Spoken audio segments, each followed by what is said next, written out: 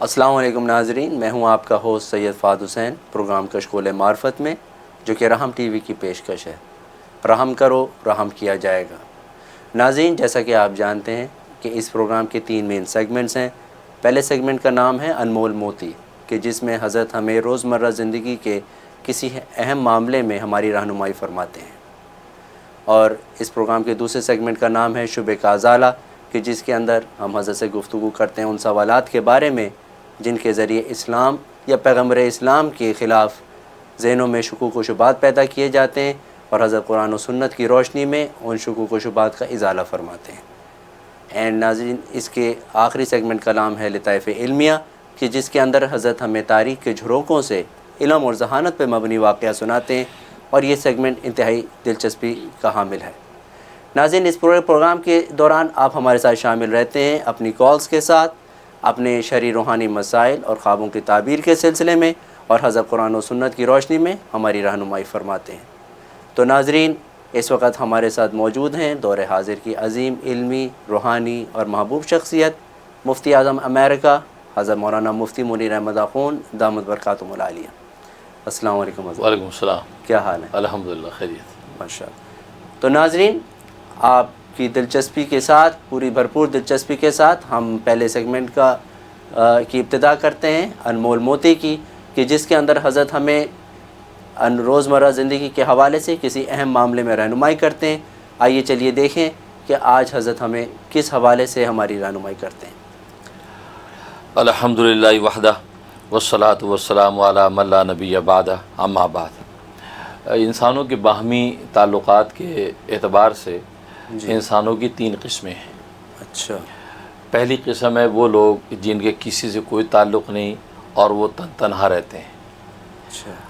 دوسرے وہ لوگ ہیں کہ جن کا جو ہے اپنے اہل و عیال کے ساتھ، عزیز و اقارب کے ساتھ رہتے ہیں، گویا کہ وہ ان کا آپس میں قرابت اور رشتہ داری کا تعلق ہے۔ جی۔ تیسرے وہ انسان ہیں کہ جو نہ ان کے جو ہے وہ کسی تنہا بھی نہیں ہیں اور اپنے عزیز و اقارب کے ساتھ بھی نہیں ہیں، بلکہ وہ عام مخلوق اور عام لوگوں کے ساتھ رہتے ہیں۔ اچھا۔ یہ 3 طرح کے تعلقات ہیں۔ ایک وہ جو تنہائی میں رہتے ہیں، کسی کے ساتھ ان کی مجلس آرائی نہیں ہوتی، بالکل۔ ان کے حوالے سے تو حقوق و فرائض کا ضابطہ ان کی اپنی ذات پر ہوتا ہے۔ اچھا۔ اس تفصیل میں نہیں جاتا کیونکہ میرا موضوع کچھ اور ہے۔ تو اس حوالے سے اللہ کی شریعت نے ان کے اوپر آنکھ کا حق، کان کا حق، ان کے بدن کا حق رکھا ہے۔ اچھا۔ دوسرے وہ لوگ جو عزیز و اقارب اہل و عیال کے ساتھ رہتے ہیں، تو ان کے بھی حقوق کا ایک ضابطہ ہے، ان کی تفصیلات ہیں۔ تیسرے جو عام مخلوق کے ساتھ رہتے ہیں، عام مخلوق کے ساتھ ان کا میل جول ہے، ان کے بارے میں سرکار دو عالم صلی اللہ علیہ وسلم نے صحیح بخاری کی حدیث ہے ارشاد فرمایا کہ المسلم من سلم المسلمون من لسانہ و یدہ، کہ کامل مسلمان وہ ہے کہ جس کی زبان اور ہاتھ کی ایذا سے دوسرے مسلمان محفوظ رہیں۔ تو گویا کہ یہ جب عام مخلوق کے ساتھ اس کا رہن سہن ہو تو اس کی زبان اور ہاتھ سے دوسرے مسلمانوں کو ایذا نہیں ہونی چاہیے، اور ایذا نہ ہونے کا ایک ادنا درجہ ہے۔ اس لیے امام غزالی رحمہ اللہ تعالیٰ فرمایا کہ حقیقت میں یہ 4 درجے بنتے ہیں۔ سب سے اعلیٰ درجہ تو یہ ہے کہ آپ کی ذات لوگوں کے نافع ہونے چاہیے، آپ کی ذات سے لوگوں کو نفع ہی نفع پہنچے۔ جی۔ بلکہ اس کی بڑی اچھی مثال فرماتے ہیں کہ اصل میں حیوانات جو دنیا کے اندر رہتے ہیں وہ حیوانات 3 طرح کے ہیں، اور انسان بھی چونکہ سوشل اینیمل ہے، اس میں بھی ایک خاص قسم کی حیوانیت پائی جاتی ہے، لہذا اس کو اپنے آپ کو حیوانوں پر قیاس کرنا چاہیے کہ حیوانات میں ایک قسم وہ ہے کہ جو لوگوں کو نفع ہی نفع پہنچاتی ہے، نقصان کوئی نہیں ہے۔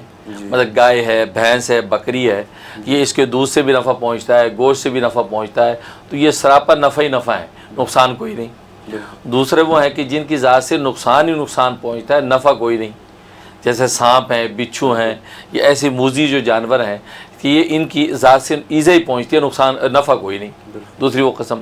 تیسری وہ قسم ہے کہ جن کی ذات سے نہ نفع پہنچتا ہے نہ نقصان پہنچتا ہے، بے ضرر قسم کے لوگ ہیں، جیسے جو ہے وہ گیدڑ ہے، لومڑی ہے، اس طرح کے جو جانور ہیں یہ وہ ہیں کہ جن سے کسی کو کوئی نفع نہ نقصان۔ امام غزالی رحمہ اللہ تعالیٰ فرماتے ہیں کہ تم بھی چونکہ سوشل اینیمل ہو، مدنی و تباہ ہو، لہذا اگر تم نے انسانیت کے اعلیٰ مقام پہ فائز نہیں رہنا، حیوانیت کے درجے میں رہنا، تو کم سے کم وہ حیوان بنو کہ جو لوگوں کے لیے نافع ہے، یعنی گائے بھینس والی صورتحال اختیار کرو کہ آپ کی ذات سے لوگوں کو نفع ہی نفع پہنچے، نقصان کوئی نہ ہو، جی، اعلیٰ درجہ حاصل کرو۔ اگر وہ نہیں کرتے تو دوسرا درجہ حاصل نہ کرو کہ آپ لوگوں کے لیے ایزا بنو، بلکہ یہ تیسرے درجے کے اندر جو ہے نا وہ صورتحال تیسرے درجے کی اختیار کریں، اور تیسرے درجے کے اندر جو ہے وہ یہ ہے کہ اس کی ذات سے لوگوں کو جو ہے کوئی نفع نہیں ہے، نقصان نہیں ہے جی، لہٰذا وہ جانور بنو، اگر جانور ہی بننا ہے تو تیسرے درجے کے جانور بنو جو بے ضرر جانور ہے۔ اچھا، تو گویا کہ یہ تین طرح کے تعلقات، تو انسان کو وہ چاہیے کہ لوگوں کے لیے نافع بنے، اس لیے حدیث میں فرمایا کہ خیر الناس انفعہم للناس، کہ لوگوں میں انسانوں میں بہترین انسان وہ ہے کہ جو لوگوں کے لیے سب سے زیادہ نافع ہے، جس کی ذات سے، جس کی صفات اور احوال سے لوگوں کو فائدہ ہی فائدہ پہنچ رہا ہے، نقصان کوئی نہیں پہنچ رہا۔ ماشاء اللہ، بالکل، بلکہ امام غزالی رحمۃ اللہ نے ایک اور درجہ لکھا ہے، فرمایا صدیقین کا درجہ۔ صدیقین کا درجہ یہ ہے کہ جن سے ایذا پہنچتی ہے ان کو نفع پہنچانا، اچھا، یعنی جن سے ایذا پہنچ رہی ہے بجائے اس کے کہ انتقام لیں یا بدلہ لیں یا صبر کر رہے، نہیں بلکہ الٹا ان کو نفع پہنچاتے ہیں، تو یہ صدیقین کا اعلیٰ درجہ ہے، یہ گویا کہ انسانیت کا درجہ ہے، انسانیت کا درجہ ہے، باقی حیوانوں کا، باقی حیوانوں کے درجے ہیں۔ اور تو آج اس کل تو لیے ہم یہ سمجھتے ہیں کہ اگر آپ کی ذات نافع ہے جو کہ تو وہ ہم سمجھتے ہیں ہم بہت اچھے انسان ہیں، اچھے انسان ہیں، جبکہ وہ بھی ایک حیوان کا وہ بھی حیوانیت کی سے نہیں مثال ہے، بالکل ویسا درجہ کا ایک حیوان بھی مل جائے گا آپ ایسے کو درجے کا حیوان جو بھی نفع ہی نفع پہنچاتا ہے۔ لیکن فرمایا کہ صدیقین کا مقام یہی ہے کہ جس سے ایذا پہنچ رہی ہے اس سے کو آپ نفع پہنچائیں۔ جی، چنانچہ حدیث میں فرمایا کہ حضرت صلی اللہ علیہ وسلم نے کہا کہ اے علی، اگر تو صدیقین کا درجہ حاصل کرنا چاہتا ہے تو جو تجھ سے تعلق توڑتے ہیں تو ان سے تعلق جوڑ، ماشاء اور جو تجھے نقصان پہنچاتے ہیں تو ان سے حسن سلوک کر، سبحان تو اللہ، تجھے صدیقین کے مرتبے پر فائز کر دیا جائے گا۔ ماشاء اللہ، یہ تو تو اس بہت لیے آج یہی نصیحت ہے ناظرین کو کہ وہ صدیقین کا مقام حاصل کریں، کہ اگر وہ لوگوں کے لیے نافع ہوں تو پھر بھی اس مثل کا ایک حیوان بھی آپ کو مل جائے گا، بالکل، لیکن کمال یہ ہے کہ جس سے آپ کو ایذا اور نقصان پہنچ رہا ہے آپ اس کو بھی نفع پہنچا رہے ہیں اور نقصان کو تقدیر خدا کی سمجھ کے صبر کر رہے ہیں، اور میں اس پر آپ کو اللہ تبارک و تعالی نواز دیں گے۔ بالکل، ماشاء اللہ۔ ناظرین، آج کے حوالے سے یہ حضرت نے بہت اہم نصیحت فرمائی، جس کے ذریعے سے ظاہر ہے کہ نہ صرف امن قائم ہوگا بلکہ آپس میں باہمی محبت کا بھی باہمی محبت بھی ہوگی۔ تو یہ ہمیں چاہیے کہ اس پر عمل کریں اور جو کچھ ہم سنتے ہیں اپنی زندگیوں میں اس کو ڈھالیں۔ تو ناظرین، یہاں سیگمنٹ ہمارا پورا ہوتا ہے انمول موتی کا۔ اب ہم یہاں پہ ایک چھوٹی سی بریک لیں گے اور آپ کی خدمت میں دوبارہ حاضر ہوں گے مزید سوالات اور ای میلز کے ساتھ، تو آپ کہیں نہ جائیے گا، ہم ول بی رائٹ بیک۔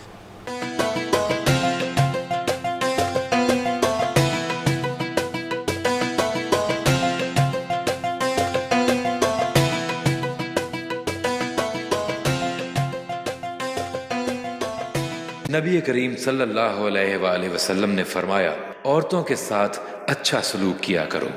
اسلام میں عورت کے ساتھ حسن سلوک پر بے حد زور دیا گیا ہے، مگر بدقسمتی سے امریکہ میں مقیم مسلم کمیونٹی میں خواتین کے حوالے سے گھریلو تشدد کے واقعات میں بے حد اضافہ ہو رہا ہے۔ اس کے علاوہ دیگر وجوہات کی بنیاد پر بے گھر ہونے والی خواتین کے لیے جائے پناہ کا کوئی مناسب انتظام نہیں، جہاں وہ اپنی مذہبی اقدار کے مطابق باعزت طریقے سے زندگی گزار سکیں۔ National Islamic academy of North America میں خواتین کے لیے ایک محفوظ اور با پردہ وومنز شیلٹر کا قیام زیر غور ہے، جہاں نہ صرف بے گھر خواتین کو رہائش فراہم کی جائے گی بلکہ national Islamic academy of North America کی کمیونٹی میں ان کے لیے روزگار کی فراہمی کو بھی یقینی بنایا جائے گا، تاکہ وہ اپنے پیروں پر کھڑے ہو کر معاشرے میں اپنے حقوق کے لیے آواز اٹھا سکیں۔ National Islamic academy of North America میں وومنز شیلٹر کے قیام کے لیے آپ کی امداد بے حد ضروری ہے، تاکہ اس نیک مقصد کو پائے تکمیل تک پہنچایا جا سکے۔ ڈونیشنز کے لیے کال کیجئے یا وزٹ کیجئے ہماری website www.nationalislamic.academy.com۔ National Islamic academy, a project by doctor Mufti Munir Ahmed Akhun.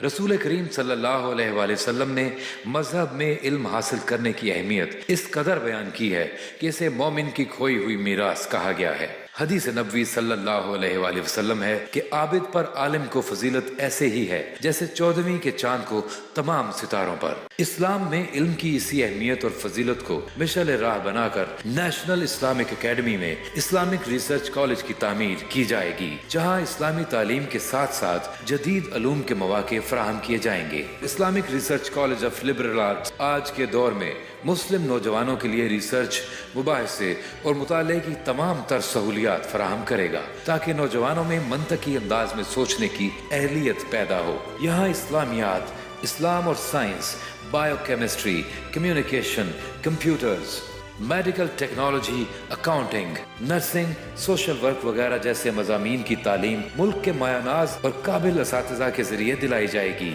اس کے علاوہ مستحق طلباء کے لیے خصوصی وظائف بھی فراہم کیے جائیں گے۔ یہ ادارہ اس ملک میں علم کی ترقی اور فروغ کی ایک عمدہ مثال قائم کرے گا اور آنے والی نسلیں اپنی مسلم اقدار پر فخر کریں گی۔ اس عظیم مقصد کو پائے تکمیل تک پہنچانے کے لیے آپ کی ڈونیشن کی ضرورت ہے۔ ڈونیشنز کے لیے کال کیجیے یا وزٹ کیجیے ہماری website www.nationalislamicacademy.com۔ National Islamic academy, a project by Dr. Mufti Munir Ahmed Akhun.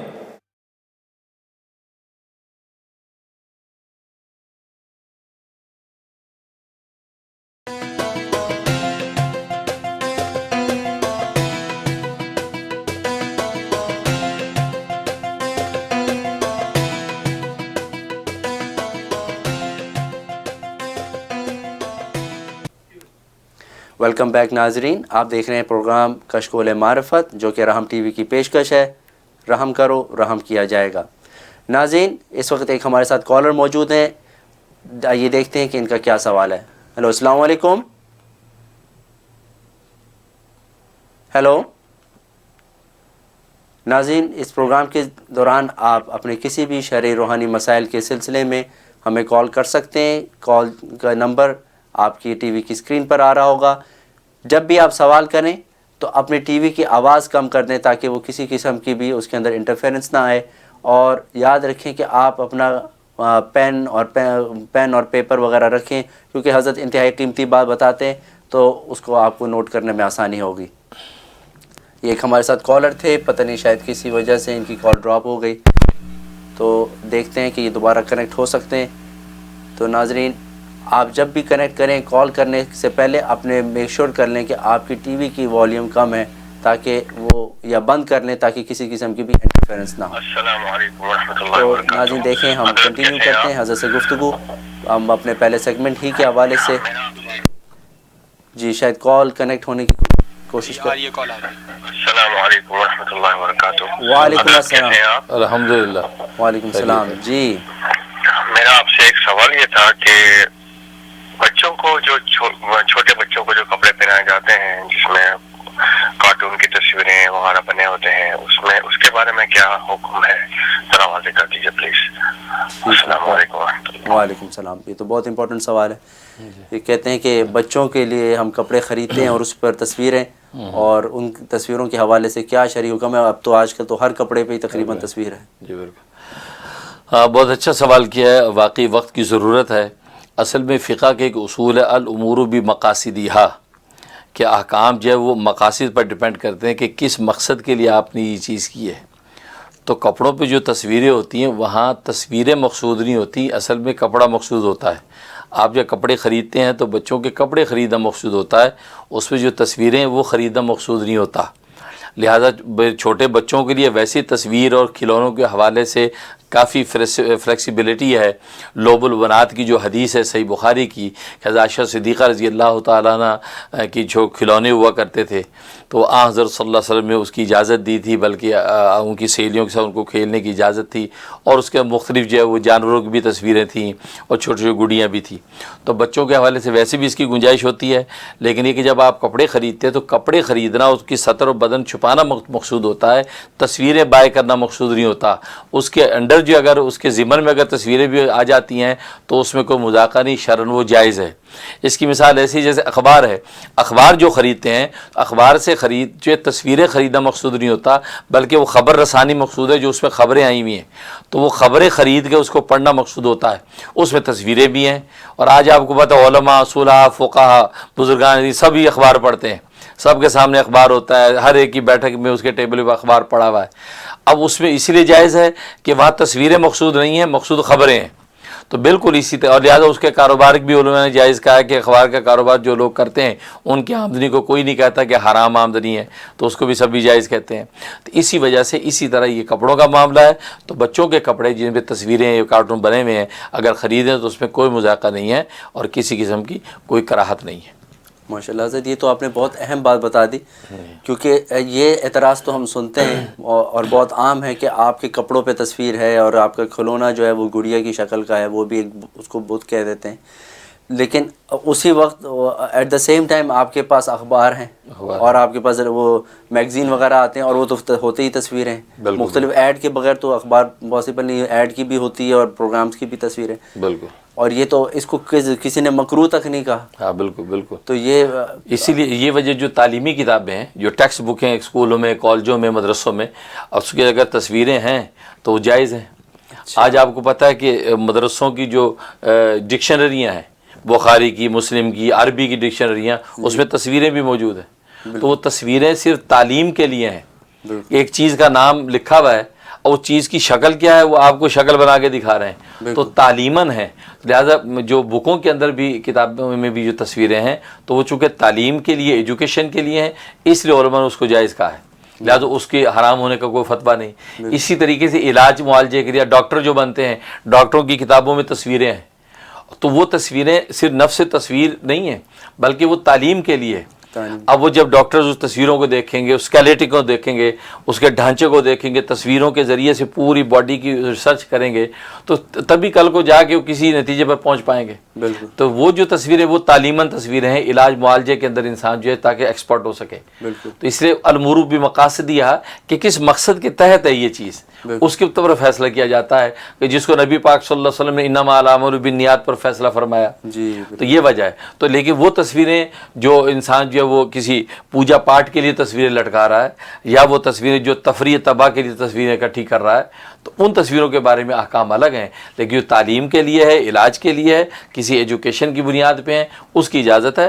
اور جو چھوٹے بچے ہیں، چھوٹے بچے اور بچیوں کے لیے تو لوب البنات کی جو حدیث ہے، تو وہ تو ان کو تفریح اور کھیل کود کے لیے بھی ان تصویروں کھلونوں کی اجازت دی ہے. بالکل. لہٰذا اس میں کوئی مذاقہ نہیں. تو گویا کہ جو آرٹ گیلریز لگتی ہیں اور جو لوگ بڑے بڑے آرٹ کی سینریز وغیرہ خریدتے ہیں اس میں تصویریں، وہ گویا کہ حرام ہے، کیونکہ وہ تو تصویر کے لیے تصویر ہے. اس کے اندر بھی اگر کوئی ہسٹوریکل چیزیں ہیں، اینٹکس ہیں، ہسٹوریکل تصویریں ہیں، تاریخی کوئی چیز ہے، اور اس تاریخی چیزوں کو دیکھ کے آپ کسی نہ کسی ایجوکیشن کے کسی پوائنٹ آف درجے پہ پہنچنا چاہتے ہیں یا پہنچ جاتے ہیں، تو اس کی بھی گنجائش ہوگی. اچھا، اس میں مزید اس کے اندر ڈیٹیل؟ بالکل بالکل. اس کو تماثیل کے اندر داخل کریں گے، جو قرآن کریم میں جس کو تماثیل کہا ہے، تو حضرت سلیمان علیہ الصلوۃ والسلام کے زمانے میں تھے، تو وہ ہسٹوریکل جو تصویریں، کیونکہ ہسٹری وہ خود ایک سبجیکٹ ہے. جیسے بے جان تصویریں تو آج ملتی ہیں، بہت سی تلواروں کی، نیزوں کی، ان کی تصویریں، وہ تصویریں موجود ہیں. اور آج اگر کسی پرانے بڑے آدمی کی، کسی کے گدھے کی یا گھوڑے کی تصویر ہو، تو اس کو تو ہسٹوریکل اس کے اوپر اگر رکھا جا سکتا ہے تو اس میں اس درجے کی کراہت نہیں ہوگی جو تصویر میں قطعی کراہت ہے. اچھا. اور یہ گڑیوں کے حوالے سے بھی، اب تو یہاں سے جو گڑیاں خریدتے ہیں اس میں تو عام طور پہ گانے ہوتے ہیں، اور اب تو لوگ مسلمانوں نے ایسی گڑیاں بنا لی ہیں کہ جو نعت نظمیں یا لبیک اللہم لبیک وغیرہ، تو ایک خاص طبقہ اب اس کو بھی حرام کہتا ہے. یہاں والی بھی حرام ہے اور وہ والی بھی حرام ہے، تو پھر بچے کدھر جائیں؟ یہ بھی نہیں بالکل، وہ بس لا علمی کی بات ہے، ان کو وسعت علم ہونا چاہیے ایک بات. اور دوسری بات یہ ہے کہ اگر وہ جو اس کو حرام کہتے ہیں، منع کرتے ہیں، چلو ہم ان کی نیت پہ شک نہیں کرتے، ہم ان کو بھی ریگارڈ دیتے ہیں کہ چلو وہ بالکل ہر طرح کی اس سے صاف رہنا چاہتے رہیں، لیکن وہ دوسروں پر تنقید نہ کریں.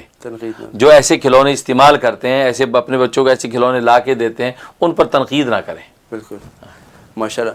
ناظرین، یہ آپ نے بہت ڈیٹیل سے اس مسئلے کو سمجھ لیا، اور یہ ظاہر ہے کہ روز آج کل کی ضرورت بھی ہے، تو یہ بہت اچھا ہوا کہ جس کالر نے بھی سوال کیا یہ بات واضح ہو گئی. اب نیکسٹ کال بھی موجود ہے. جی السلام علیکم. ہلو، السلام علیکم. وعلیکم السلام. جی فہد بھائی کیسے ہیں آپ؟ الحمدللہ. جی حضرت السلام علیکم. وعلیکم السلام. جی فاروق بات کر رہا ہوں نیو یارک سے. حضرت یہ بتائیے کہ میں ایک سمپل مسلمان ہوں، ٹھیک ہے نا؟ میرے اوپر یہ لازم ہے کہ میں کسی چاروں امام میں سے کسی ایک امام کو ہی فالو کروں؟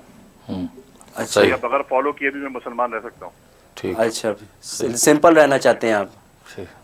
ٹھیک ہے سر, سمپل, آپ سمپل رہنا چاہتے ہیں. نہیں مطلب کچھ لوگوں نے اس طرح کی باتیں کی ہوئی ہیں کہ بھائی اگر آپ کسی امام کو نہیں مانتے آپ مسلمان ہی. جی بالکل, اس پہ یہ بہت امپورٹنٹ سوال ہے, اس پہ ہم مزے سے پوچھتے ہیں. ٹھیک ہے, اچھا سوال کیا آپ نے کہ آپ سمپل رہنا چاہتے ہیں, تو تبھی تو آپ کو کسی امام کو فالو کرنا پڑے گا. اگر آپ کریٹیکل مسلمان بننا چاہتے ہیں تو پھر تو آپ کسی امام کو بھی فالو نہ کریں, لہٰذا آپ جو اپنی مرضی سے جس پر چاہے چلتے پھریں, تو وہ تو کریٹیکل مسلمانوں کا پتہ ہی نہیں چلے گا کہ یہ شافعی ہے, حنفی ہے, مالکی ہے, حنبلی ہے, ابن تیمیہ کا فالوور ہے, تو بڑا کریٹیکل مسلمان ہوگا, وہ خنثی مشکل کی طرح ہوگا. تو خنثی مشکل اس کو کہتے ہیں جو نہ مرد ہے نہ عورت ہے, پتہ ہی نہیں چلتا کہ اس کو مرد قرار دیا جائے یا عورت. تو آپ اگر وہ کریٹیکل بننا چاہتے ہیں تو پھر بھلے کسی کو نہ فالو کریں, لیکن اگر سمپل مسلمان بننا چاہتے ہیں تو آپ کو کسی امام کو فالو کرنا پڑے گا. اور آپ یہ کہہ رہے ہیں کہ کسی کو فالو کیے بغیر میں مسلمان رہ سکتا ہوں, تو بات یہ کہ مسلمان رہنا ایک الگ چیز ہے, لیکن آپ اسلام پہ چل نہیں سکتے. آپ کسی امام کو فالو کیے بغیر اسلام پہ چل نہیں سکتے. جب اسلام پہ چل نہیں سکتے تو ظاہر ہے کہ پھر مسلمان کس درجے کے ہوں گے؟ تو مسلمان تو وہی ہوگا جو اسلام پہ چل تو جائے. تو امام کی جو ہے اس کے بغیر آپ کسی جو ہے اسلام پر عمل نہیں کر پائیں گے. میں چھوٹی سی مثال دیتا ہوں کہ اگر آپ کے سامنے بھینس کا گوشت آ گیا, آپ کے سامنے بھینس کا دودھ آ گیا, آپ کے سامنے چنے کی دال پک کے آ گئی, آپ کے دوست نے آپ کو چائے کی پارٹی کر دی, چائے آپ کے سامنے رکھ دی, اب یہ ساری چیزیں آپ کسی اسلام کے تحت استعمال کریں گے؟ نہ قرآن میں اس کا ذکر ہے, نہ حدیث میں اس کا ذکر ہے, نہ نبی کی زندگی میں اس کا ذکر ہے, نہ کسی صحابی کی زندگی میں اس کا ذکر ہے. اب آپ ان چیزوں کو کیسے کھائیں گے جب کہ آپ صبح شام کھا رہے ہیں سمپل ہونے کے باوجود؟ تو معلوم ہے کہ سمپل مسلمان ہی تو ہے جو کسی امام کو فالو کرے گا. ہاں آپ کہیں گے نہیں میں چاروں میں کسی ایک کو فالو کرتا ہوں. جب آپ کسی کو فالو کریں گے اب آپ کے لیے گائے کا بھینس کا گوشت بھی حلال ہو جائے گا, آپ کے لیے اس کا دودھ بھی حلال ہو جائے گا, چنے کی دال بھی حلال ہو جائے گی, اور آپ کے لیے جو ہے نا وہ چائے بھی حلال ہو جائے گی. ورنہ آپ اس چائے کو بھی حلال نہیں کر پائیں گے آپ کے گھر میں اگر ہے. نہ قرآن سے نہ حدیث سے, آپ کو امام کو ماننا ہی پڑے گا. تو یہ اماموں کا مقصد وہ ہے. اصل میں لوگ امام کو ماننے کا مطلب غلط سمجھتے ہیں. یہ ایک بات یاد رکھیں کہ شریعت کے مسئلے دو طرح کے ہیں. بعض وہ مسائل ہیں کہ جو قرآن و حدیث کے اندر صاف صاف ذکر کیے ہوئے ہیں, ان کو منصوص علیہ مسائل کہتے ہیں جو نص کے اندر موجود ہیں. اور دوسرے وہ مسائل ہوتے ہیں کہ جو قرآن حدیث میں صراحتاً موجود نہیں ہیں, ان کو غیر منصوص علیہ مسائل کہتے ہیں کہ نص کے اندر وہ مذکور نہیں ہے, ذکر نہیں ان کا. ابھی دو طرح کے مسائل ہیں. ہم جو ہے نا وہ مسائل جو منصوص علیہ مسائل ہیں جو قرآن حدیث میں مذکور ہیں, اس میں نہ ہم ابو حنیفہ کو مانتے ہیں, نہ امام مالک کو مانتے ہیں, نہ امام شافعی کو مانتے ہیں, نہ ابن حنبل کو مانتے ہیں. اس میں ہم کسی امام کو نہیں مانتے. اس میں ہم قرآن سے دیکھ کے عمل کرتے ہیں, اس میں حدیث کو دیکھ کے عمل کرتے ہیں, کیونکہ وہ آلریڈی مسائل اس میں موجود. وہ مسائل جو قرآن حدیث میں مذکور نہیں ہیں اور آج ہمیں پیش آ گئے, اب کیا کریں؟ مسئلہ یہ بھینس کی مثال کہ بھینس کا گوشت ہمارے سامنے آ گیا, یا یہ اسی طریقے سے جو ہے نا وہ دودھ اس کا جو ہمارے سامنے آ گیا, اب ہم کیا کریں؟ کیونکہ وہ اس کا تو ذکر نہ قرآن میں نہ حدیث میں. اب یہ جو غیر منصوص مسائل ہیں جو ذکر نہیں ہے قرآن حدیث میں, اس کے اندر ہم اماموں پر اعتماد کرتے ہیں. ابو حنیفہ سے پوچھتے ہیں, مالک حنبل سے پوچھتے ہیں, امام شافعی سے پوچھتے ہیں. وہ ائمہ وہ بھی قرآن حدیث سے قیاس کر کے اس مسئلے کا حل ہمیں بتاتے ہیں, اور ہم اس حل پر اعتماد کر کے اس پر عمل کرتے ہیں. اس کو کہتے ہیں تقلید کرنا, اس کو کہتے ہیں امام پر اعتماد کرنا, اس کو کہتے ہیں امام کو ماننا. تو امام کو ماننے کا خدا نہ خاصا یہ مطلب نہیں کہ ہم محمد صلی اللہ علیہ وسلم کے مقابلے میں ابو حنیفہ کو مانتے ہیں. نہیں, اس لیے کہ محمد صلی اللہ علیہ وسلم نے جو مسئلہ بتا دیا اس میں تو ہم ابو حنیفہ کا نام بھی نہیں لیتے, ہم محمد صلی اللہ علیہ وسلم کے بتائے مسئلے پہ عمل کرتے ہیں. مثلا نبی پاک صلی اللہ علیہ وسلم نے بتا دیا کہ مکھی جو دودھ میں گر جائے, کسی سالن میں گر جائے, تو آپ مکھی کو 2 مرتبہ ڈبو کے پھینک دو, باہر پھینک دو. اب یہ مسئلہ ہم نے ابو حنیفہ سے نہیں پوچھنا, امام مالک سے نہیں پوچھنا. وہ تو نبی نے خود حدیث میں بتا دیا کہ مکھی گر جائے دودھ میں, اس کو نکال کے پھینک دو, باقی دودھ پا کے پی لو. ہم نے مکھی نکال کے پھینکی اور پی لیا. اب آج ہمارے سامنے کٹورا دودھ کا پڑا تھا, اس کے اندر مچھر گر گیا, اس میں مکوڑا گر گیا, اس میں تتیا گر گیا. اب یہ حشرات میں سے کوئی حشرات الارض گر گیا. اب ہم کیا کریں؟ کیونکہ نبی نے اس کے بارے میں تو ہمیں بتایا نہیں کہ اگر مچھر گر جائے تو کیا کریں, مکوڑا گر جائے تو کیا کریں. اب ہم پریشان ہو گئے کہ یار یہ مسئلہ تو نہ قرآن میں نہ حدیث میں ہے, نہ نبی نے بتایا. اب اس مسئلے میں ہم ابو حنیفہ سے پوچھیں گے کہ جی ہم آپ کی تشریح پر اعتماد کرتے ہیں, آپ نے اس مسئلے کا کیا حل نکالا؟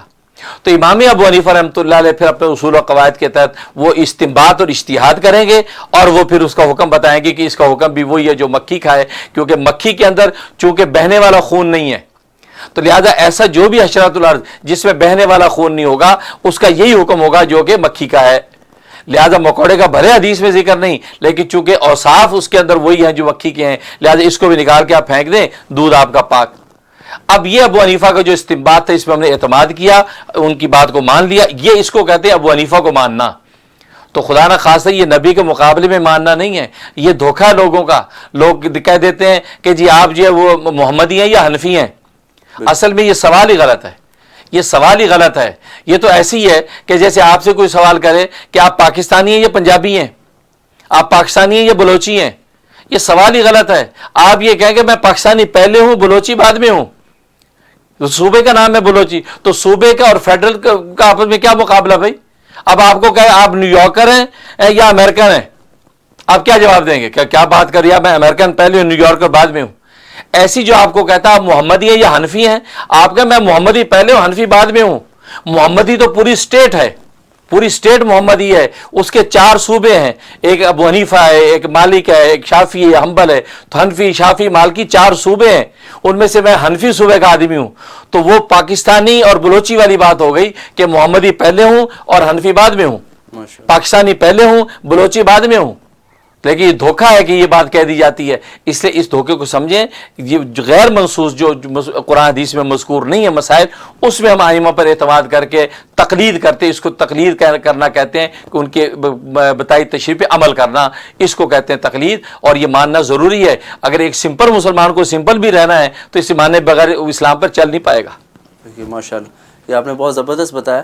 اور حضرت اسی کے ساتھ جو ہے وہ لوگ یہ کہتے ہیں کہ ٹھیک ہے ہم مان لیں گے ائمہ کو, لیکن ہم کسی ایک کو کیوں مانیں؟ ہم ہر 4 امام ہیں, ان کے مسائل میں سے اچھی اچھی باتیں نکال لیں. خاص طور پہ یہ ورڈ استعمال کرتے ہیں, اچھی اچھی باتیں نکال لیں, اور جو زیادہ حدیث کے قریب ہیں. ہاں کچھ لوگ تو یہ کہتے ہیں جو زیادہ حدیث کے قریب ہیں ان کو لے لیتے ہیں ہر ایک کے اس میں سے, اور اس پہ عمل کرنا شروع کر دیتے ہیں. تو ٹھیک ہے, بہت اچھا. آپ کا اگر لائسنس جو ہے نیو یارک کا بنا ہوا ہے تو کیا خیال ہے آپ منیسوٹا کا بنا سکتے ہیں؟ ایٹ اے ٹائم آپ 2 لائسنس رکھ سکتے ہیں؟ میرا خیال ہے لیگلی یہ جائز نہیں, اجازت نہیں ہے.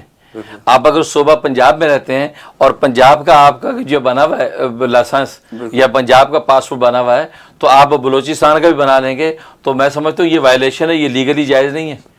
یعنی آپ تو دھوکہ دے رہے ہیں اور خود بھی دھوکے میں پڑ رہے ہیں. ٹھیک ہے نا, یہ تو ایک دنیا کی مثال دے رہا ہوں. آپ کو کسی ایک ہی آئی ڈی کے مطابق آپ کو کہنا پڑے گا جی میں نیو یارک میں رہتا ہوں, نیو یارک کا یہ میرا ایڈریس ہے.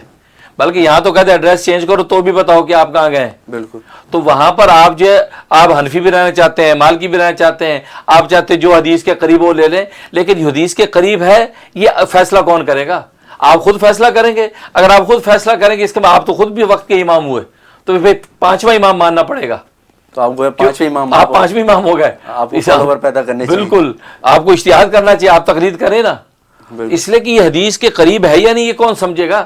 یہ تو انہوں نے سمجھا. ابو حنیفہ نے سمجھ لیا جو صحابہ کا شاگرد, امام مالک نے سمجھ لیا جو شاگردوں کا شاگرد, امام شافعی حنبل نے سمجھ لیا. اب آپ تو عوام میں ہیں, آپ تو بس یہ کہ ان کی تشریح میں کسی ایک کا راستہ, کیونکہ یاد رکھیں کسی منزل پہ پہنچنے کے لیے 4 راستے ہوں, آپ کو ایک راستہ پریکٹیکلی اڈاپٹ کرنا پڑتا ہے. آپ 4 راستوں پہ چل کے منزل پہ نہیں پہنچ سکتے. اگر آپ ایک راستے پہ چلتے چلتے ایگزٹ لے کے دوسرے پہ آ جائیں, پھر چلتے چلتے تیسرے پہ آ جائیں, آپ ٹائم ویسٹ کرتے رہیں گے اور منزل پہ نہیں پہنچ پائیں گے. لہٰذا ایک پریکٹیکلی آپ کو ایک لینا پڑے گا, آپ اس کے اوپر چڑھے اور وہ سیدھا آپ پر پہنچ گیا. تو اب یہ کہیں گے کہ آپ دین کو اور شریعت کو ماننے والے آدمی ہیں. لیکن اگر آپ یہ کہیں گے کہ نہیں جو مسئلہ آسان ہے یا جو شریعت حدیث کے قریب ہے وہ ڈھونڈیں گے, تو آپ نفس کے بندے بن جائیں گے. آپ اپنے نفس کی آسانیاں دیکھیں گے.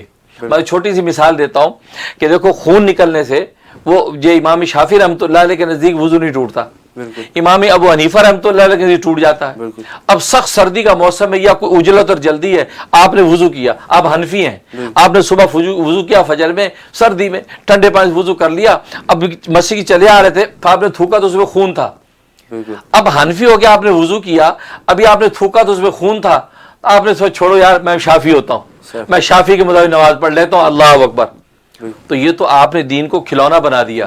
جب چاہے حنفی بن گئے, جب چاہے شافعی بن گئے, تو اس سے کوئی دین کھلونا بن جائے گا اور آپ نفس کے بندے بن جائیں گے. آپ آسانیاں بیٹھ کے ڈھونڈیں گے, آپ دین کو نہیں ڈھونڈیں گے. اس لیے کہہ دیا کہ ایک قلعے کے, اس لیے ایک کھونٹے کے اوپر جو جانور بندہ رہتا نا اس کی عزت ہوتی ہے. جس کتے کے بھی گلے میں پٹا ڈال دیا جائے وہ کتا بھی معزز ہو جاتا ہے, کوئی ہاتھ نہیں ڈالتا. جو بغیر پٹے کے پھرتا ہے تو پاکستان میں بلدیہ والے اس کو گولی کھلا کے مار دیتے ہیں. لہٰذا آپ ایک امام کی اطاعت اور اتباع کا گلا میں ڈالیں پٹا اور بس اسی کی تشریح پر عمل کریں تو نبی پاک صلی اللہ علیہ وسلم وہ ہماری منزل ہے, آپ منزل پر پہنچ جائیں گے. جی ماشاء اللہ. ناظرین یہ بہت امپورٹنٹ سوال تھا, اس کو حضرت نے الحمدللہ ہر طرح سے ایکسپلین کر دیا کہ 4 ائمہ کیوں اہم ہیں اور ان میں سے کسی ایک کی تقلید کیوں لازم ہے.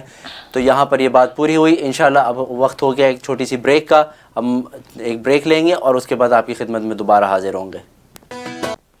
ویلکم بیک ناظرین, ہم آپ کی خدمت میں دوبارہ حاضر ہیں پروگرام کشکول معرفت کے ساتھ, جو کہ رحم ٹی وی کی پیشکش ہے. رحم کرو رحم کیا جائے گا. ناظرین یہ آپ کی دلچسپی اور آپ کے وقت کی ضرورت کے وجہ سے ہم نے یہ پروگرام تشکیل دیا, اور ہم انتہائی شکر گزار ہیں حضرت مولانا مفتی منیر احمد اخون صاحب کے کہ وہ انتہائی سہل انداز سے ہماری مسائل کا حل ہمیں بتاتے ہیں اور اتنے عام فہم انداز سے بتاتے ہیں کہ ہر آدمی جو ہے اس کو اچھی طرح سے سمجھ جاتا ہے. تو اس لیے اگر آپ کی کسی بھی قسم کے سوالات ہیں, روحانی مسائل ہو یا شرعی یا آپ کے خوابوں کی تعبیر, تو آپ بلا تکلف آپ ہمیں کال کریں اور انشاءاللہ حضرت مولانا مفتی منیر احمد اخون جو ہیں وہ اس کو قرآن و سنت کی روشنی میں بہت ہی اچھے انداز سے آپ کو بتائیں گے. تو ناظرین اس وقت ایک کالر اور ہمارے ساتھ موجود ہیں. جی السلام علیکم. ہیلو جی آپ کی آواز آ رہی ہے, آپ آن ایئر ہیں. السلام علیکم. وعلیکم السلام. جی پہلے تو سلام عرض کرتی ہوں. وعلیکم السلام. بہت جی پسند کرتی ہوں مفتی صاحب کو.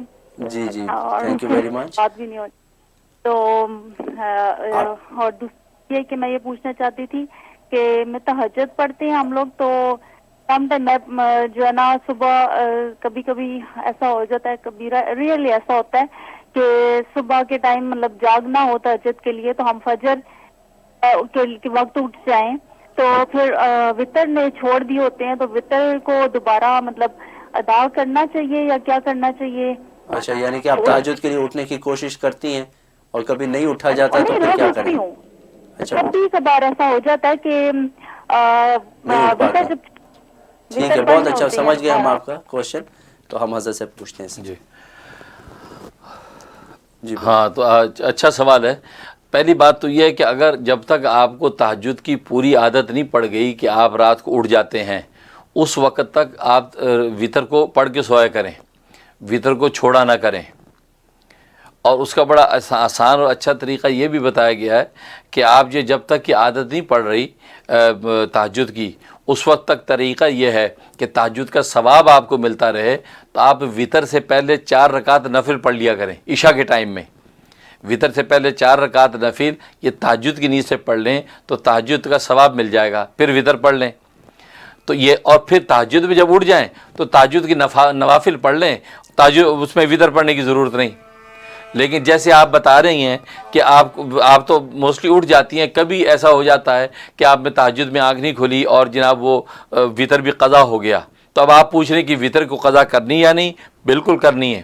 تو فجر کی نماز سے پہلے یا بعد جب بھی ٹائم مل جائے آپ کو تو آپ کو وطر کی قضا کرنی پڑے گی, کیونکہ فرض اور واجب کی قضا ہوتی ہے اور وطر چونکہ واجب ہے, لہٰذا آپ اس کو جو ہے وہ فجر کی سنتوں سے پہلے یا بعد جب فجر کا وقت ہو گیا یا فجر کی نماز کے بعد یعنی طلوع شمس سے پہلے تو آپ جو ہے نا اس کی قضا کرنا آپ پر لازم ہوگا.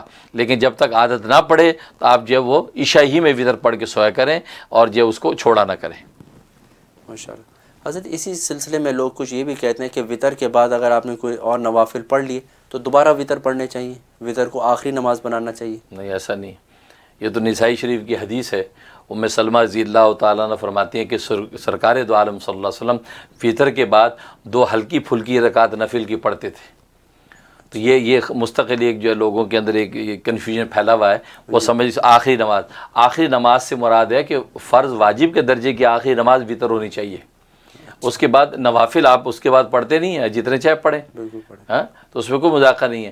لہٰذا خود نبی پاک صلی اللہ علیہ وسلم سے جب وہ رکعتین خفیفتین کے الفاظ ہیں کہ خفیف 2 رکعتیں آپ پڑھتے تھے اور بس اوقات آپ بیٹھ کے پڑھتے تھے وطر کے بعد, اور نسائی شریف کی حدیث ہے. لہٰذا ایسا کوئی مسئلہ نہیں ہے, آپ بالکل پڑھ سکتے ہیں. تو ناظرین اس وقت ہمارے پاس بہت سی ای میلز بھی جمع ہو گئی ہیں, ہم کچھ ای میلز کو بھی ایڈریس کر لیتے ہیں. کیونکہ اور آپ لوگ کالز کے ذریعے بھی ہمارے ساتھ شامل ہیں. حضرت یہ سوال کسی نے بھیجا ہے کہ رمضان میں ہم نے روزے رکھے اور کچھ قضا بھی ہو گئے, کچھ نہیں رکھ سکے کسی مجبوری کے تحت, اور اب شوال کے 6 روزے بھی رکھنے اور قضا بھی پوری کرنی ہے.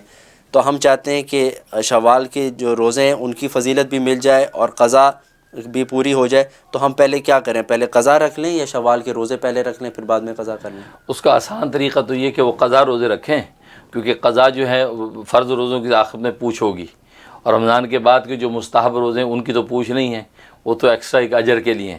لیکن اگر یہ اپنے روزے جو ہے نا جو چھوٹ گئے رمضان میں, ان کی قضا کی نیت صرف شوال میں رکھ لیں گے تو وہ جو نفل روزے ہیں شوال والے اس کا بھی اجر مل جائے گا, اچھا اس کی ادائیگی بھی ہو جائے گی, اچھا تو اس میں کوئی مذاکرہ نہیں ہے. لیکن اگر پھر بھی الگ الگ رکھنا چاہتے ہیں تو قضا 6 روزے پہلے پورے کریں اور وہ نفل جو 6 روزے ہیں شوال کے وہ پھر اس کے بعد رکھیں, کیونکہ قضا کی پوچھ ہے, نفل کی پوچھ نہیں ہے. لیکن اگر قضا والے رکھ لیں گے جیسے میں نے کہا تو اس کے اندر جو ہے وہ شوال کی بھی فضیلت مل جائے گی. صحیح. اور اسی کے ساتھ ان کا ایک سوال اور جڑا ہوا ہے, وہ یہ پوچھنا چاہتے ہیں کہ اگر سحری کھاتے 2 منٹ ایکسٹرا ہو گئے اور خیال نہیں گیا کہ 2 منٹ ایکسٹرا ہو گئے, گھڑی دیکھی تو 2 منٹ اوپر ہو چکے تھے, تو اب کیا وہ روزہ ٹوٹ گیا؟ اب کسی اور دن روزہ رکھیں یا اس کو یہ روزہ رکھ سکتے ہیں؟ اب 2 منٹ کے بعد کھانا روک لیں اور کام ہو جائے. 2 منٹ تو بہت زیادہ ہیں, یا آج کل تو 30 سیکنڈ بھی دنیا چلتی ہے. ایک ایڈ جو 30 سیکنڈ کا چلتا ہے ٹی وی پہ, ہزاروں روپے دینا پڑتا ہے. یہ 2 منٹ تو ماشاءاللہ وہ کافی کھا گئے ہوں گے. اچھا اس کا وہ روزہ نہیں ہے, وہ روزہ کاؤنٹ نہیں ہوا. ہاں البتہ یہ کہ اب ان کو روزے داروں کی طرح رہنا چاہیے, اچھا ہاں, اور ان کو کوئی کھانا پینا نہیں چاہیے, لیکن اس کی قضا کریں گے, وہ کفارہ نہیں ہے, تو رمضان کے بعد اس کی قضا کر لیں گے ایک روزے کی. ٹھیک انشاءاللہ. تو اس وقت ناظرین ایک کالر ہمارے ساتھ موجود ہیں. جی السلام علیکم. ہلو السلام علیکم حضرت, مجھے آپ سے ایک خواب کی تعبیر پوچھنی تھی. جی جی میں نے خواب میں دیکھا کہ ہم ایک پہلے جس اپارٹمنٹ میں رہتے تھے اس اپارٹمنٹ میں میں دیکھا کہ یہ نہیں دیکھا آگ لگی ہے, بٹ دیکھا بہت مطلب آگ لگ چکی ہے آلریڈی اور بہت سارا دھواں ہے, اور ہم سب لوگ بچ گئے, بٹ میرا جو میرا چھوٹا بیٹا ہے اور میں, ہم لوگ جو ہیں وہ اس آگ سے نا نیچے سے ہو کے آ رہے ہیں, دھوئے سے پورا دھواں ہے اوپر, ہم لوگ نیچے جھک کے اور اس گھر سے باہر آ رہے ہیں. تو میں نے خواب دیکھا, پھر ان شاء اللہ تعالیٰ آپ اس کی تعبیر بتائیے گا. بہت شکریہ. بہت اچھا. تو بھائی ماشاءاللہ اس خواب میں تو آپ کے حق میں اچھی بشارت ہے کہ آپ کی کسی آفت اور مصیبت سے حفاظت ہوگی, کیونکہ آگ کا لگ جانا پھر دھوئیں کا اس طرح دیکھنا, تو آپ جو کسی بہت بڑی مصیبت اور مصیبت کے جو بھی برے اثرات ظاہر ہونے تھے زندگی پر اس سے آپ بچ گئی ہیں. خاص طور پہ مالی طور پر کسی آفت کا شکار ہو سکتے تھے, تو آپ کو اللہ نے محفوظ رکھا ہے, آپ بھی آپ کی نسلیں اولادیں بھی بچ گئی ہیں. اس لیے حسب توفیق بطور شکرانے کے صدقہ دے دیں اور 2 رکعت نماز شکرانہ ادا کر لیں, انشاءاللہ نعمت باقی رہے گی. حضرت یہ ایک اور ای میل آئی ہے, یہ طلاق کے حوالے سے سوال پوچھنا چاہ رہے ہیں کہ پہلی طلاق دی تھی جب بیوی کو تو اس کے بعد انہوں نے رجوع کر لیا تھا, اور دوسری طلاق کے بعد رجوع نہیں کیا تھا, جس کی وجہ سے لیکن بعد میں دوبارہ نکاح کر کے دوبارہ نکاح میں لے لیا, اور اب اس کے بعد کے ایک دن غصے میں تیسری طلاق پھر دے دی. تو کیا یہ تیسری طلاق کاؤنٹ ہوگی, یا چونکہ یہ نکاح کے بعد ہوئی ہے تو اب یہ پہلے طلاق کاؤنٹ ہوگی؟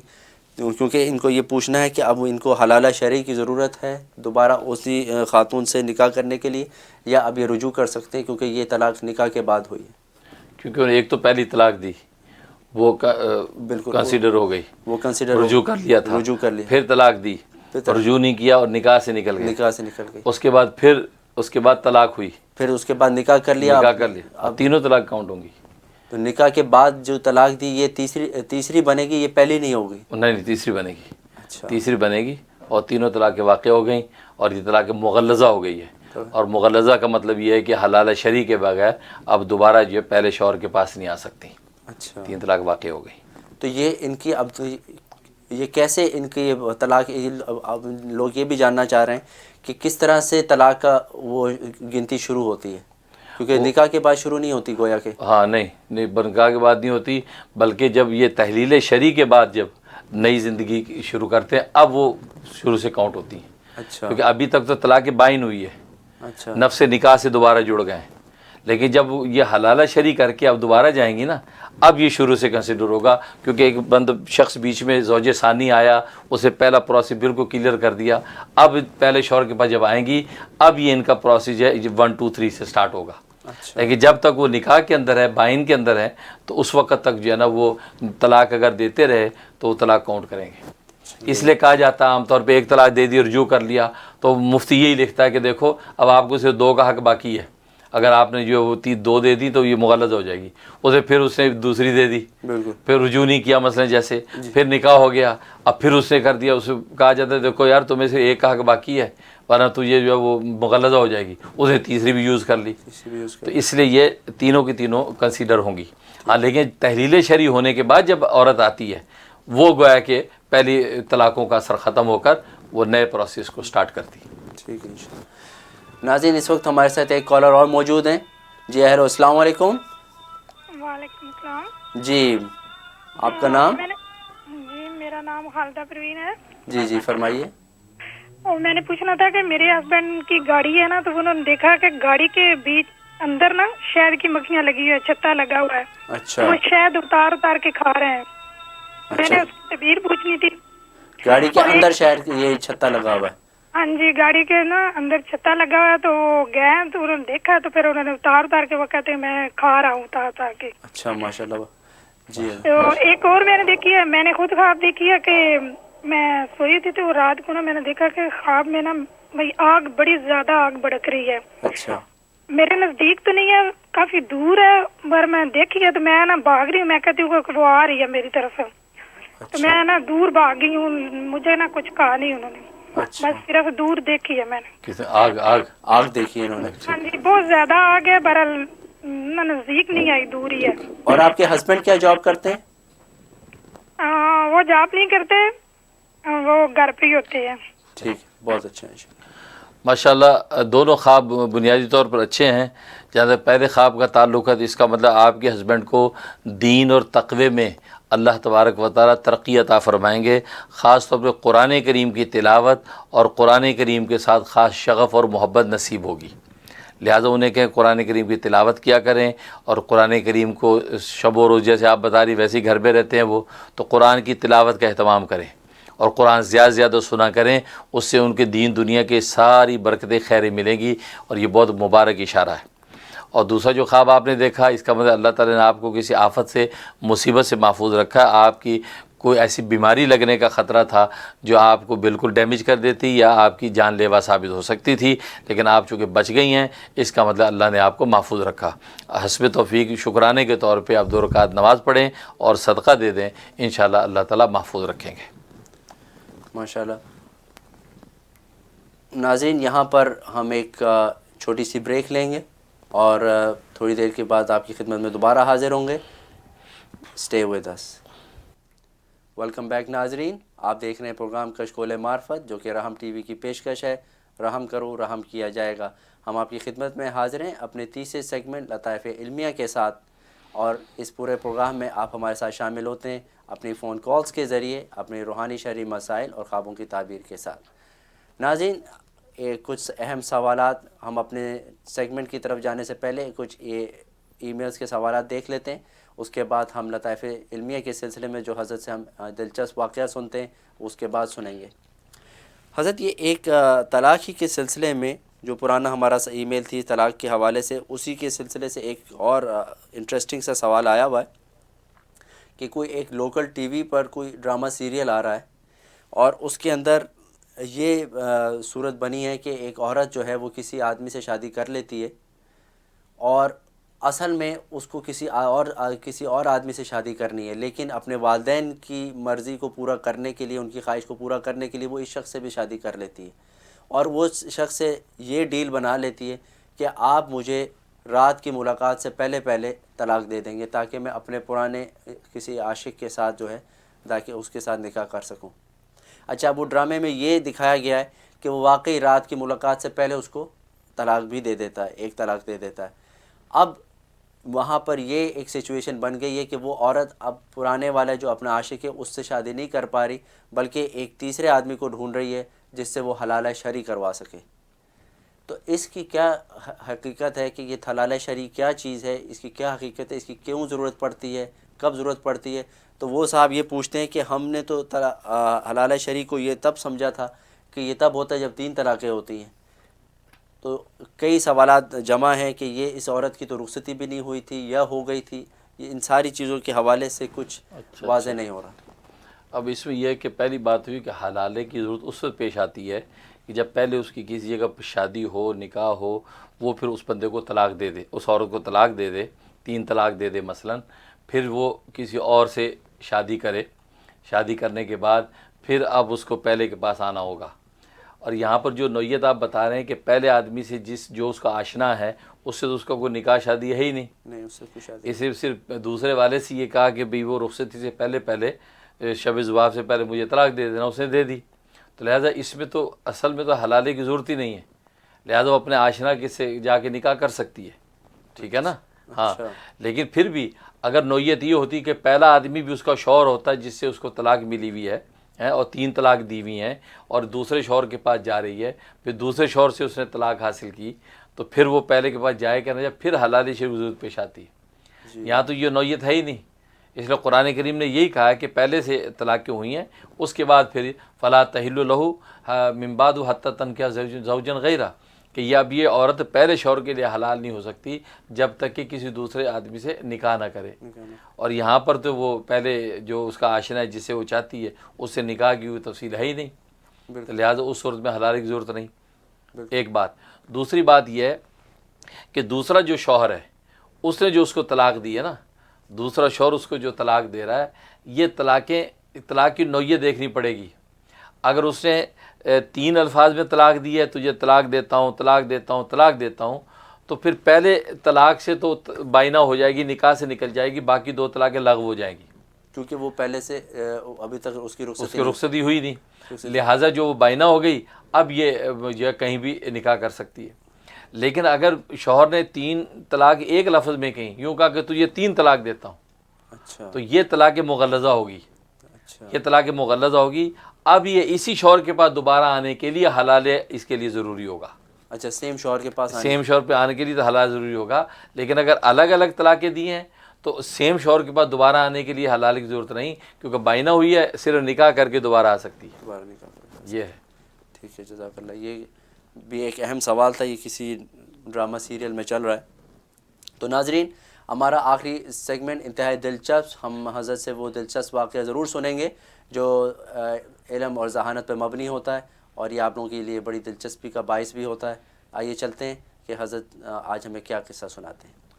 اس سلسلے میں سیدنا عمر فاروق رضی اللہ تعالیٰ عنہ کا قصہ مجھے یاد آیا کہ قیصر و کسریٰ کی سلطنتیں جب فتح ہوئیں اور وہاں کا مال غنیمت مدینہ کی سرزمین میں پہنچا، اور صحابہ کرام جو گدیہ نشین یہ جو لوگ تھے اور درویشان خدا مست کے قدموں میں لا کے ڈال دیا گیا.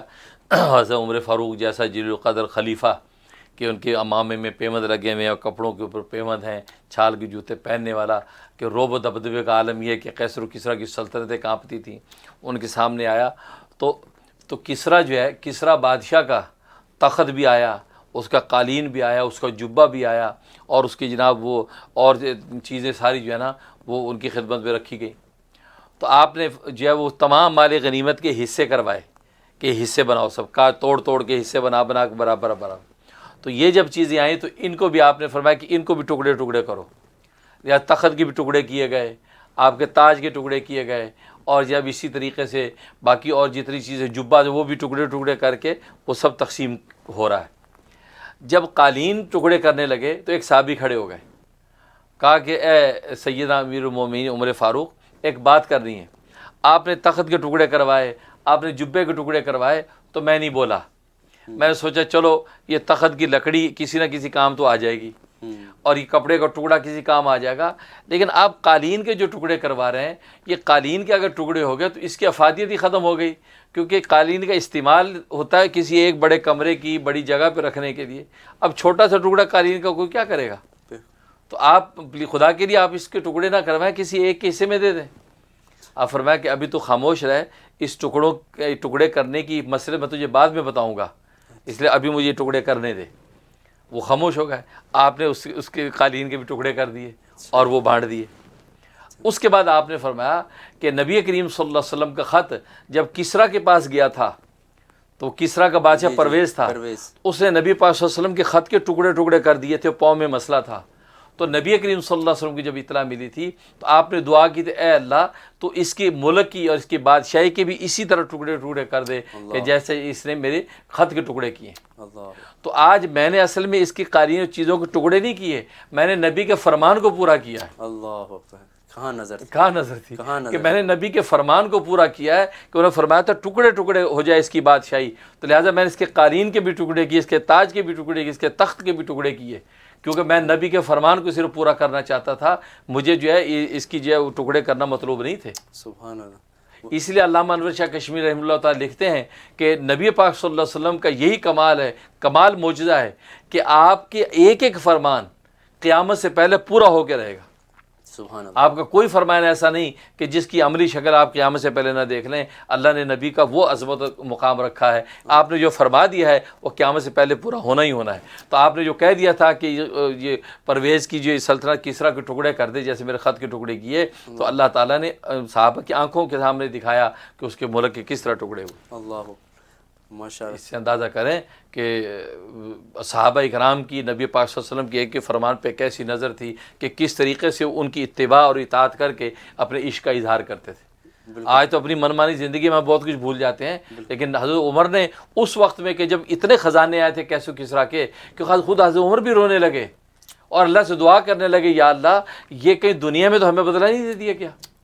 اگر یہ بات ہے تو پھر ہمیں نہیں چاہیے ہے۔ اور ان کی نظر اس وقت بھی نبی کے فرمان پر تھی کہ اس کسریٰ کا مال ہے ٹکڑے کر دو۔ سبحان اللہ۔ اس کو کہتے ہیں اطاعت اور محبت، اسی سے نبی کا قرب ملتا ہے۔ کبھی بھی بندہ اللہ کے نبی کو نہ بھولے، خوشی ہو یا غم۔ بالکل سبحان اللہ۔ تو ناظرین یہ سنا آپ نے انتہائی دلچسپ واقعہ، ظاہر ہے کہ یہ نبی کریم صلی اللہ علیہ وسلم کی محبت دل میں بڑھانے کا بھی ذریعہ ہے۔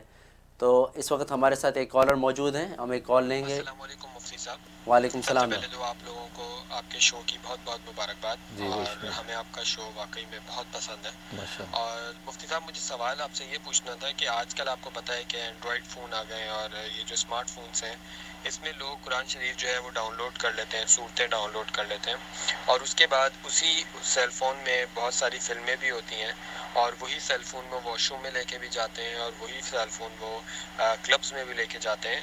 تو کیا یہ صحیح ہے کہ قرآن شریف کو اسمارٹ فون میں ڈاؤن لوڈ کرنا؟ جی بالکل، پوچھتے ہیں حضرت سے۔ ماشاء سب سے پہلے آپ کی محبت کا شکریہ کہ آپ ہمارے پروگرام کو پسند کرتے ہیں۔ ظاہر ہے کہ آپ ہی لوگوں کے لیے پروگرام نے شروع کیا اور خلوص نیت سے اچھے مضامین لاتے ہیں تاکہ اشاعت دین، دفاع اسلام اور خدمت خلق کا حق پورا ہو، اور آپ بھی پذیرائی دیتے ہیں تو ہمیں بھی مسرت ہوتی ہے، ہمیں بھی حوصلہ بڑھتا ہے، تو ہم زیادہ سے زیادہ اچھے مضامین لاتے ہیں۔ اور واقعی یہ رحم ٹی وی جو ہے یہ اس کے بھی ہم شکر گزار ہیں کہ انہوں نے ایک ایسا اچھا پروگرام مارکیٹ کیا ہے کہ لائیو کالز کے ذریعے سے آپ اپنے مسائل حل کر سکتے ہیں۔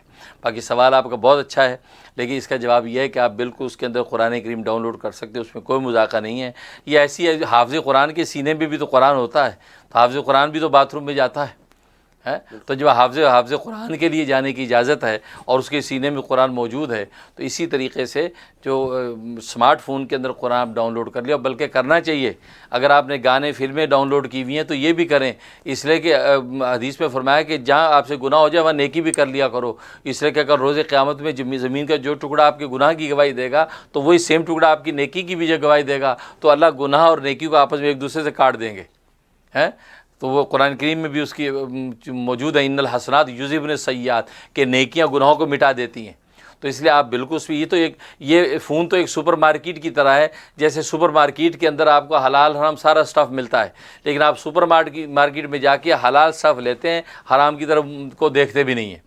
تو یہ وہی والی بات ہے کہ ایک سپر مارکیٹ ہے، اس میں پورا میڈیا، پوری دنیا کی ساری خبریں موجود، آپ اس میں جو پاک حلال کلام ہے اس کو سنیں، اس سے بینیفٹ حاصل کریں، جو فلمیں گانے فضولیات ہیں ان کو نہ سنیں، بھلے اس کے اندر ڈاؤن لوڈ ہوئی ہوں، تو اصل تو یہی ہے۔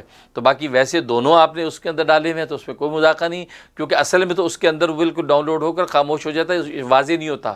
ہاں یہ کہ اس کی اسکرین کے اوپر آیات بالکل واضح نظر آ رہی ہوں، اب وہ قرآن کریم اب باتھ روم کے اندر لے کے جائیں، وہاں سوال کھڑا ہوگا کہ بھئی یہ اس کی بے حرمتی ہے، لیکن اگر وہ کسی بھی اس کے اندر چلا جاتا اپنی بک کے اندر اور بند رہتا، آپ ریکویسٹ کے اوپر سامنے آئے گا، تو اس میں کوئی مذاقہ نہیں ہے، آپ بالکل ڈاؤن لوڈ کر سکتے ہیں. جیسے میں نے بتایا حافظ قرآن کے سینے میں بھی قرآن ہے، لیکن وہ بھی واش روم جا سکتا ہے. بالکل، جزاک اللہ. بہت اچھا آپ نے یہ سوال بتا دیا. لوگ لیکن اس میں یہ ہے کہ خود اپنی مرضی سے اس میں ڈاؤن لوڈ نہ کرے موویز وغیرہ، خود اکرام کرے کہ جب میں نے اس میں اندر قرآن ڈاؤن لوڈ کیا ہے اور میں اس سے قرآن پڑھتا ہوں تو میں خود اپنی مرضی سے اس کے اندر موویز ڈاؤن لوڈ نہ کرے. یہ تو بہت اونچے اسلام کی بات ہے، مطلب لوگ مرضی سے تو مووی ڈاؤن لوڈ کرتے ہیں، قرآن تو زبردستی ڈاؤن لوڈ کہیں ہو جاتا ہے. تو یہ ہونا چاہیے. تو ناظرین، یہ اب اس وقت ہمارے پروگرام کا وقت پورا ہوا چاہتا ہے.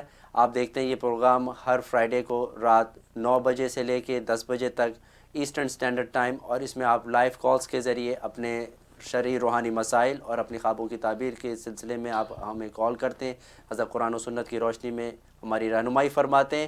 یہ سلسلہ ہم جاری رکھتے ہیں تاکہ جیسا کہ حضرت نے فرمایا کہ یہ اسلام کی دعوت اسلام کے لیے اور تحفظ اسلام کے لیے، تو اس میں آپ ہمارا ساتھ دیجیے. اور ہمیں اور حضرت والا کو اگلے ہفتے تک کے لیے اجازت.